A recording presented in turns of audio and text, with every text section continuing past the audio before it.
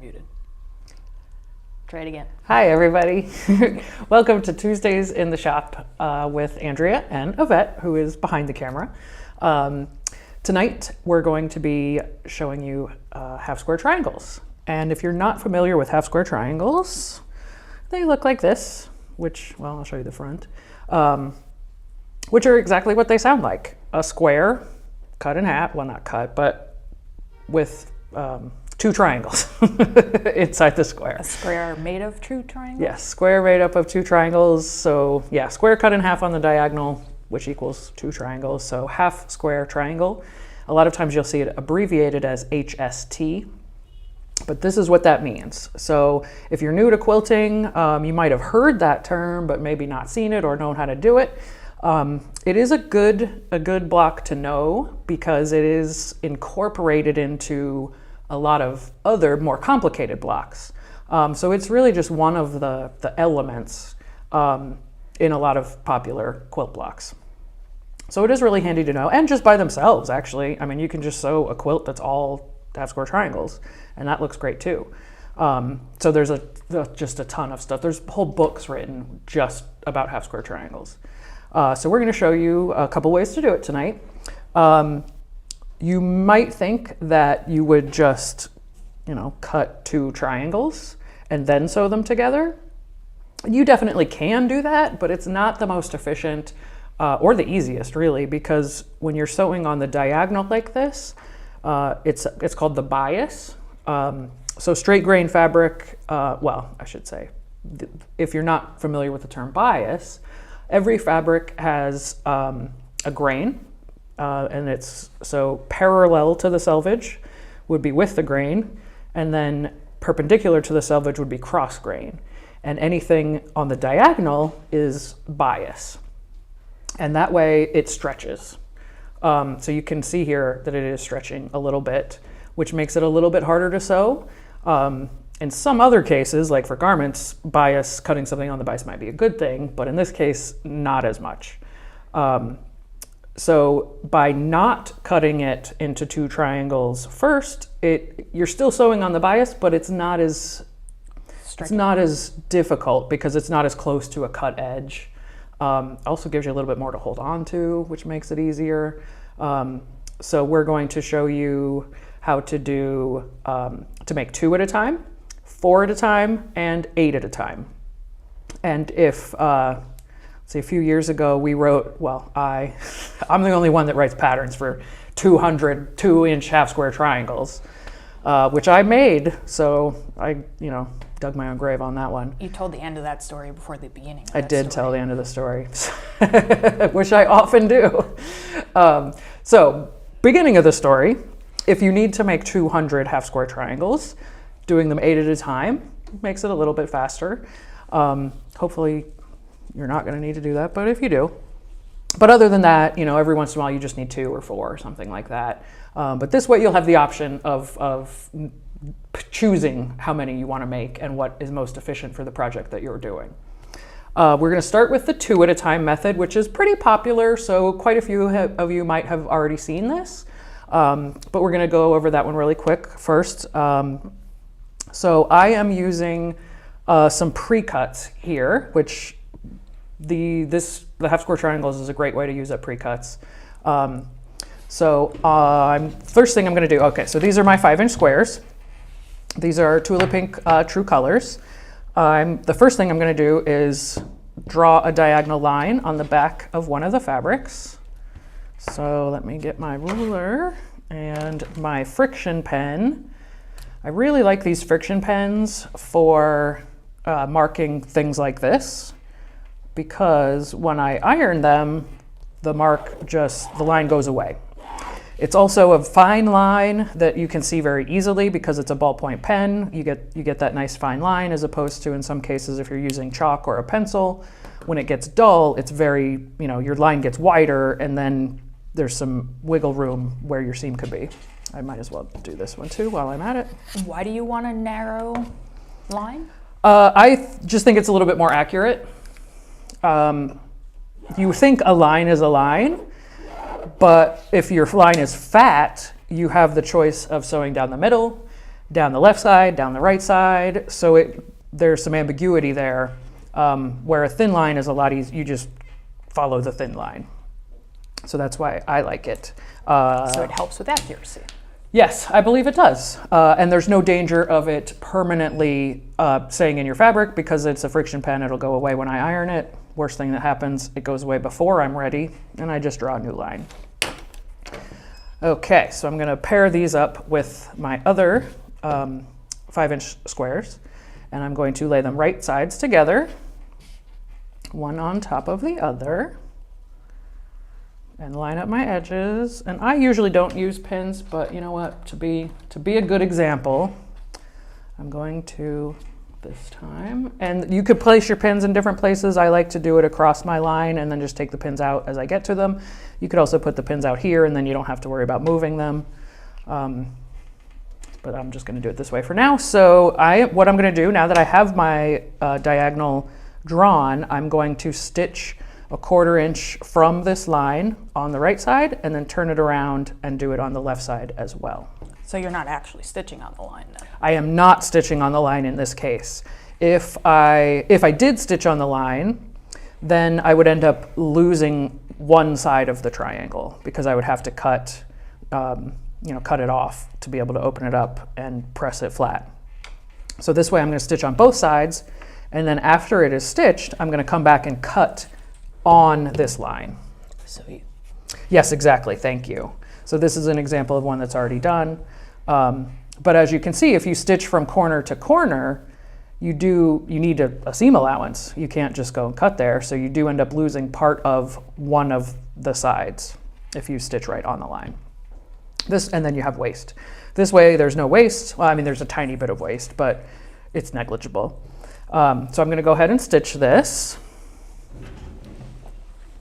And I have my Bernina 475 with the 1/4 inch foot that I love, and I'm just going to line up the side of my foot. Actually, I'm going to do it on the side that I normally do, which is this way. And I'm just going to sew a 1/4 inch from this line. I'm just trying to make it so they can see what you're Sure. actually doing. You can't turn the light off of that one, right? No.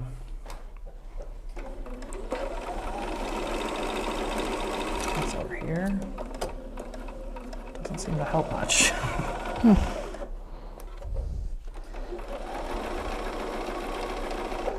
Okay, so I've got one side done. Take it out. So you can see that the seam Yeah, it's a little hard to see because the thread matches is- really yeah. well. That will be a problem on the other fabrics too, See unfortunately. that? That's where the seam is. Okay, so now I'm going to turn it around and sew on the other side of the line. So you're lining up the left edge of your presser foot Yes. to the line that you drew. Yes, correct. Well, I'm doing the right edge. Just because I'm used to using the right edge of my foot. Oh, that's what I meant. I'm sorry. I didn't even have the excuse. You that the can camera is use backwards. either side. It's Yeah. totally, either side is totally fine. Right. Most of Align us are used the to right using the edge right. of your foot to the Yes. drawn line. Right edge of the foot on the line that I drew. So I'm just going to go stitch 1/4 inch from that line. Sorry, this isn't very visible. The light on the machine is Yeah. blowing everything in. I probably should have gotten like purple thread or something too. I didn't think about that. Okay, so here we have, you might be able to see it a little, it's hard to tell. So I have stitches 1/4 inch on both sides of that line, and now I'm going to cut right on the line.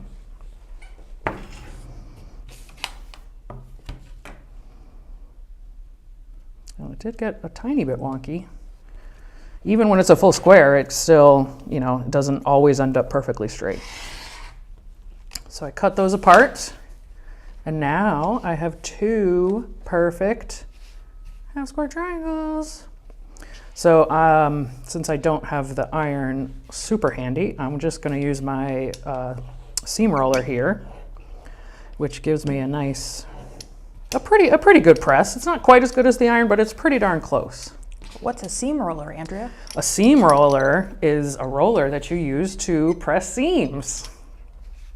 And just like what I'm doing right here, so it doesn't do any good to do it on the seam you just did. Like normally you would press that seam to kind of set it before you opened it up. The roller doesn't do that, but first I'm just going to give it a quick finger press and then hold it apart so that I don't press in any folds, and give it a good roll. Do you have to really push down? Yeah, you have to give it a little bit of pressure, not like a ton. So here we have our two half square triangles. So these were a 5-inch square. They're going to finish at 4.5. The next thing I need to do is trim. So you can see here, so it's a little bit bigger than 4.5. But that gives me the option of trimming it to perfection. Why can't you make 2 5-inch half square triangles from 2 5-inch blocks? Because you lose some with the seam allowance. So as you can see, I lost 1/4 of an inch from both of those in the seam allowance. So it didn't quite add up to a full 1/2 inch, with both seam allowances, but it's close. That makes sense. There is a formula that if you want to do these 2 at a time, but your pattern only gives you directions for 1 at a time, you take the finished size and add 3/8. In theory, that should give you the exact size you need. My opinion is I'm not measuring eighths. I'm lazy. It's hard to see on the ruler. That's too much trouble. So I always just bump it up a full 1/2 inch and then I trim down to size. So if I want these to finish at 4, I would cut 4.5 and then trim down. So at this point now, I started with a 5-inch square. Now I need to trim these down to 4.5, and then they will be absolutely perfect. As you can, well, I'm not sure how perfect. This one's not so bad, but sometimes because you are sewing on the bias, they can get a little bit wonky. Maybe one of your edges isn't perfectly straight. Maybe you don't go exactly into the corner, but that can be fixed. So I'm going to turn my square so that the seam lines up with the 45-degree line on my ruler. And this works best if your 45-degree line goes all the way into the corner. You can do it even if it doesn't, but you can only cut one side at a time. So that's going to take a little bit longer. So as you can see here, I have my 45-degree line lined up right on the seam. I have a little bit of a fabric extending on the top and a little bit of fabric extending on the side. I am also a little bit past the 4.5-inch line there and a little bit past the 4.5-inch line there.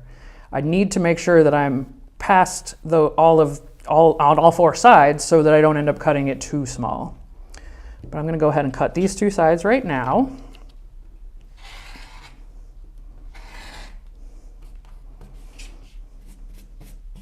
And then I've got one, and then I'm going to rotate it so that my cut sides are on the bottom and the left. And now I'm going to line up my 4.5-inch exactly on the edges that I just cut, and also lining up my 45-degree line with the seam and making sure that the point goes right into the corner.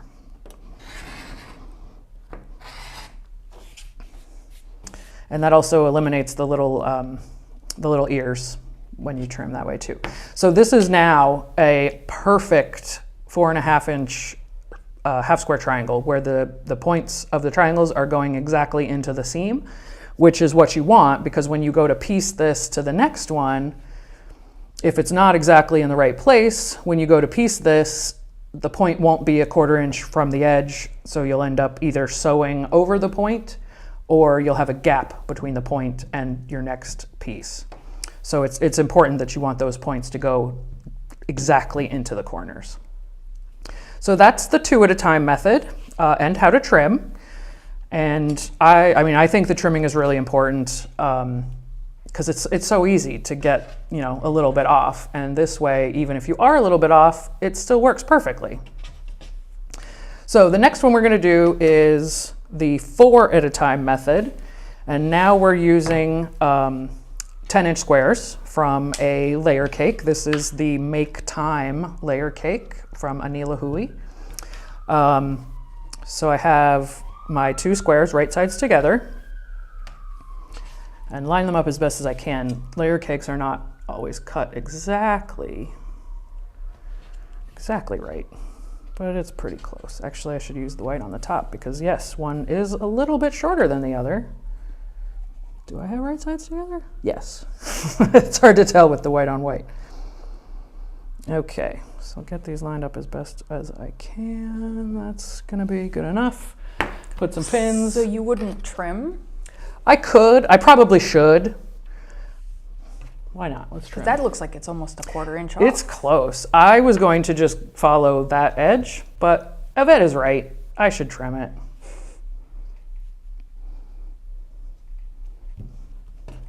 So I tried to, get it squared up as close as I could. With the pinked edge, it's a little bit harder. But when we go to trim these, also we can work out any issues.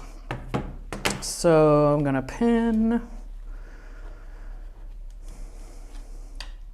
and this time I'm going to sew around the outside edge with a 1/4 inch seam allowance. So this way I don't have to sew on the bias at this step, which is nice, but I will later, which you'll see. So I'm just lining up my fabric with the edge of the foot, this is my 1/4 inch foot.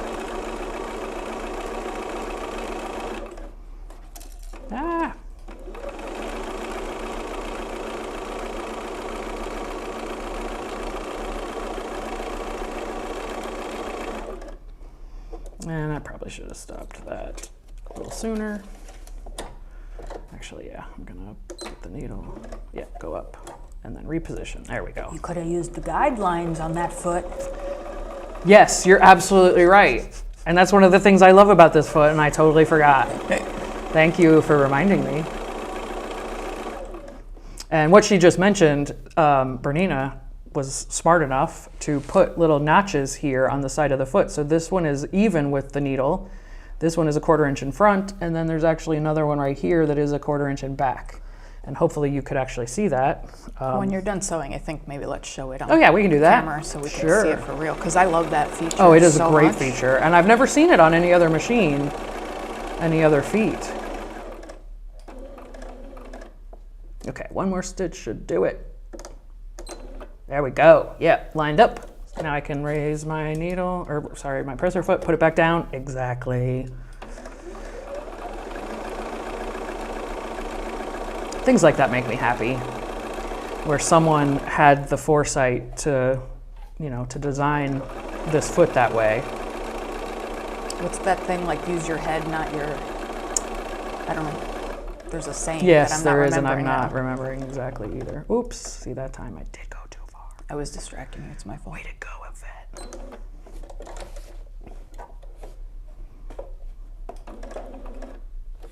I'll just move it over a little. There we go.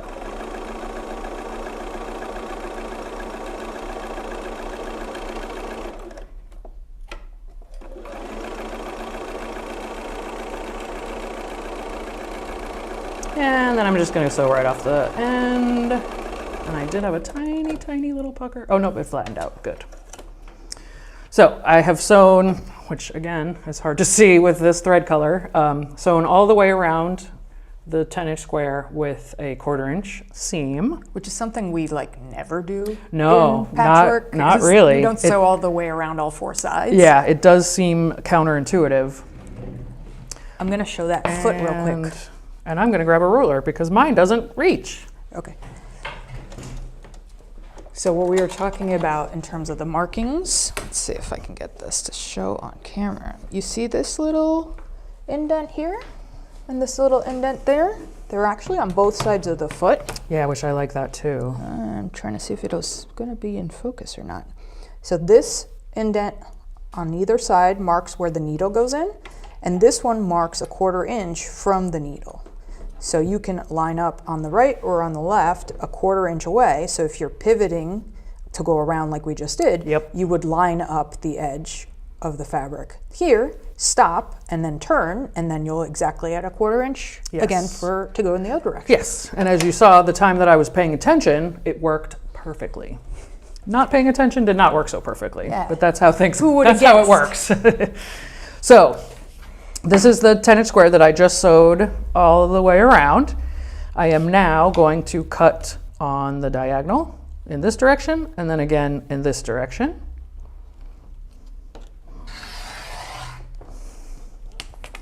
And then try not to disturb it and do this one.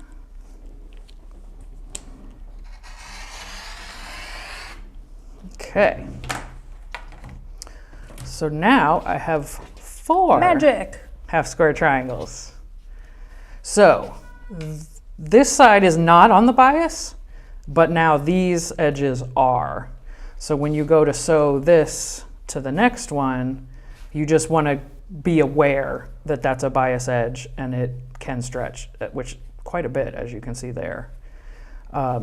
So you would just want to be very careful to keep those, to Add not a couple stretch. pins. Starch can also help. Starch. So that's, something to be aware of. If you starch it before you do any of this, that will help with some of the stretching. I'm going to now roll this one so I can, because I'm pretty sure this one needs to be trimmed too, but I want to get it pressed so I can measure it properly. Do you think that the 4 at a time and the 8 at a time are more likely to need to be trimmed than the just 2? Well, to be honest, I haven't done it enough times to know. I definitely trimmed all of those 2.5-inch ones that I made. I'm just in the habit of always trimming them. So I don't know, actually. Yeah. I always trim too because I don't have the patience to sew a very good 1/4-inch seam. So I just always make my blocks bigger and trim them Yeah, down. that's kind of, what works. Ooh, Sherry says this is a game changer. Oh, good. I'm glad to hear that. So this is, okay, so if you have a 10, when you're doing the 4 at a time method, if you're starting with a 10-inch square, you will end up with 6-inch finished blocks, which means this should be 6.5. Let's find out. Uh-oh, it doesn't fit on this one. Oh man, what am I gonna do? I didn't even think about that. Oh, you need a bigger ruler. I do, and I don't think I have one up here. Whoops. Oh, you know what? Okay, we'll just combine some rulers. Here we go. Problem solved. So yes, as you can see, it is definitely bigger than 6.5. I'm still going to try to line up I am going to line up my 45 degree. Sorry if you had to look at the back of my head for a second there. I am extending a little bit on both of these sides, and when I put this here, I'm extending past the 6.5 mark there and down here as well. So I'm going to go ahead and trim.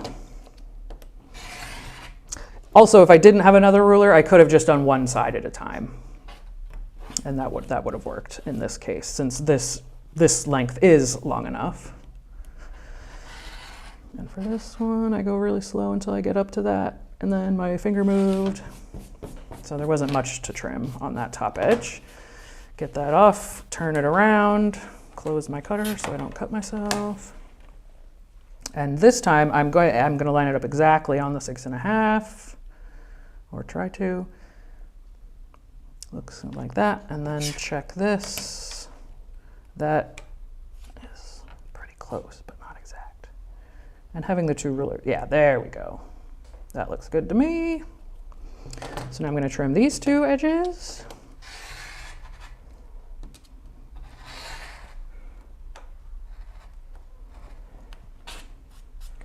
Alice just asked which Bernina foot we're using. We're using the number 37, which is the standard 1/4-inch patchwork foot. Yes, which is a great foot, which I'm going to put back on the machine now before I try to sew. So now I have a perfect corner to corner 6.5-inch half square triangle, which will finish at 6. So, and when you have these big ones, you can see how just putting them together, there's a bunch of different ways you can arrange them.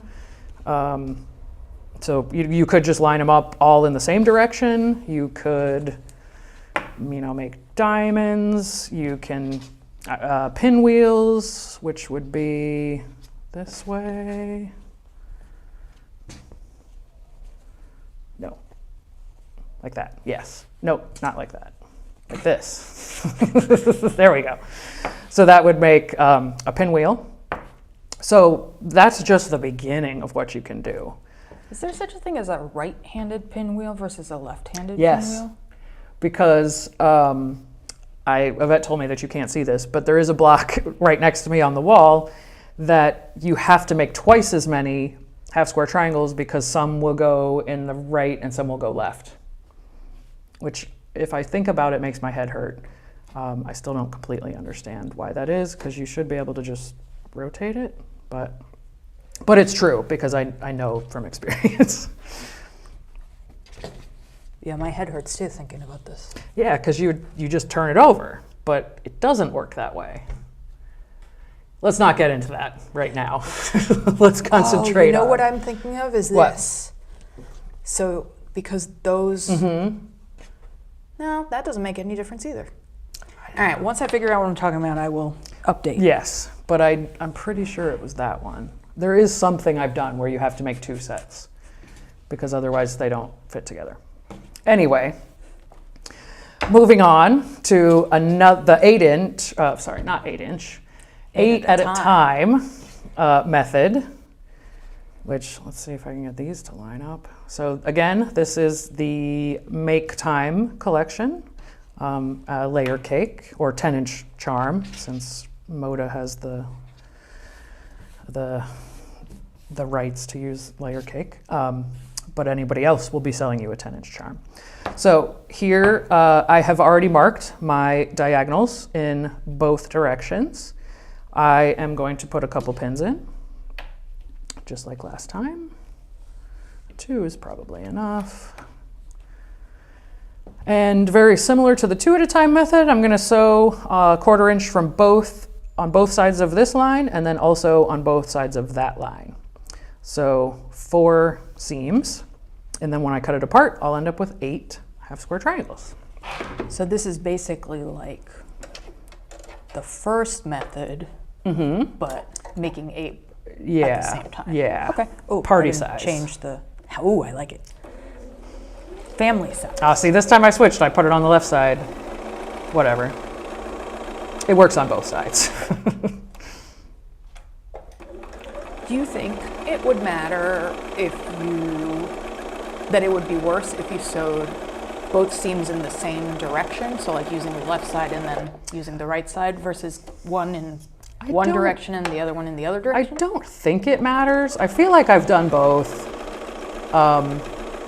Because these are not that big, the feeding, I think the reason that might be an issue is anytime you're sewing, the bottom layer moves through the machine faster than the top layer because it's in contact with the feed dogs.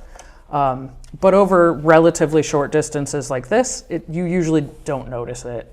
But we could try it because and we're also going to do going two. to cut down the middle, so then it's, yeah.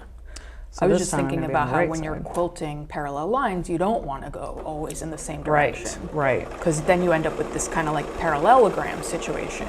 Yeah, it starts to skew off. Yes, in this case, I don't think that's an issue. Only sewing 2, I think helps that. And because it's not across an entire quilt. Okay, so those were both sewn in the same direction. Looks fine. So this one we'll try in opposite directions.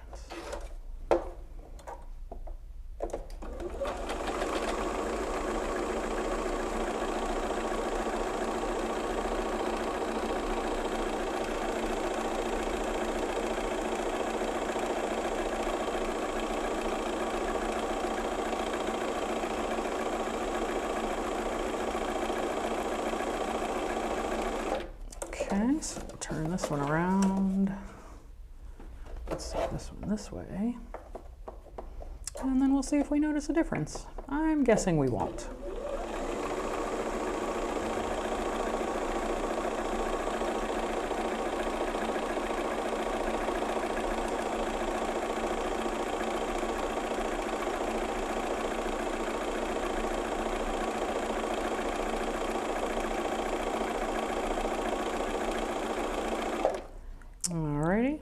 Andrea, Sherry's asking, is there a reason you aren't using the automatic thread cutter That's funny. instead of the manual That's thread funny. cutter? I just noticed that there was one on this machine. I use so many different machines that I forget which ones have what capabilities. So yeah, I was actually just about to press the button, but I figured I hadn't done it yet, so I would just stick with what I had been doing. That's a good question, though. Yeah, and There is no good reason. On your is the answer. 570, do you I have always it, use it on the 570. and you use it by pressing the button? Yes. Yeah. Yeah, because I didn't, I wasn't smart enough to do what you did and program the foot pedal. My favorite feature. Yeah, and it blew my mind when she mentioned that, actually. So the one I just sewed actually does not look as good when I sewed it in the different directions. Let's see. There's some, you can see where it's like puckering. That's interesting. So Yeah, I didn't expect marginally that. nicer going in the same direction. I think once it's cut, you're not gonna notice. Yeah, probably not. But yeah, I'm surprised by that. See, we're always learning. Yeah, exactly. I expected it to be exactly the same. So now that we have our 2 seams in this direction, 2 seams in this direction, now we have to make some cuts. So I'm going to cut on the diagonal, but I'm also going to cut down the middle in this direction and the middle in this direction. And I need my big ruler again. Does it matter which order you cut in first? It shouldn't. Hopefully you won't have to pick it up. If you did, there might be an order that's easier, but if you don't have to pick it up, that's better. And then you can just leave everything where it is. Move your ruler. When you're doing this step, and especially in the trimming step, it's really nice to have a rotating cutting mat. I'm not even sure if this would fit on one of them, the 10-inch, but yeah, because they're usually 12 inches, I think. Well, you can get different sizes. You can probably get more sizes in. So we got that way, and then we're gonna go straight, which I can, so I'm lining my ruler up with where the lines are crossing, but I'm also making sure that I am parallel or lined up with that edge. But if I'm not exactly, it'll be okay, because I'll trim. I'm gonna trim it anyway. Sorry again for making you look at the back of my head. Okay, so I've made cut this way, this way, and this way. Now comes the magic. 1, 2, so 4 cuts, and then It's like a pizza. voila! It is, yeah, exactly. So now I can open up any one of these, and they're all gonna be great. So we'll just press one of them real quick. Give it a trim. So for this one, if you start with a 10-inch square, you're going to get 4-inch finished half square triangles, which means I need to trim this to 4.5. So let's do it.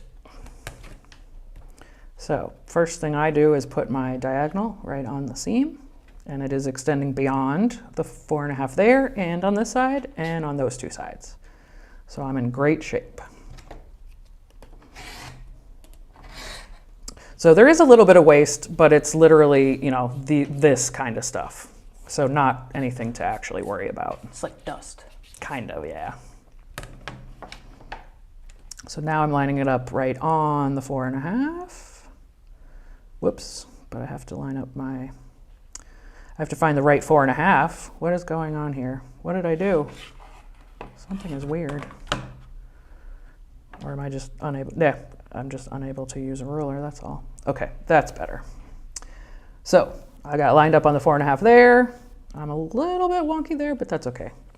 I can come back and trim that if I am worried about it.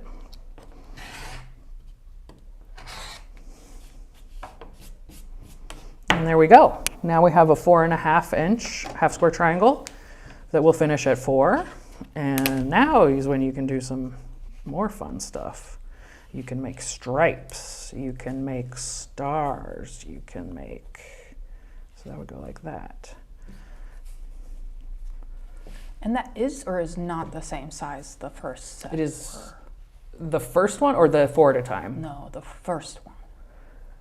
This is the same size. Okay. Yes. So, right, the first one we started with a 5-inch square, and ended up with a 4.5 inch cut, which is exactly the same as what we just did. Yes.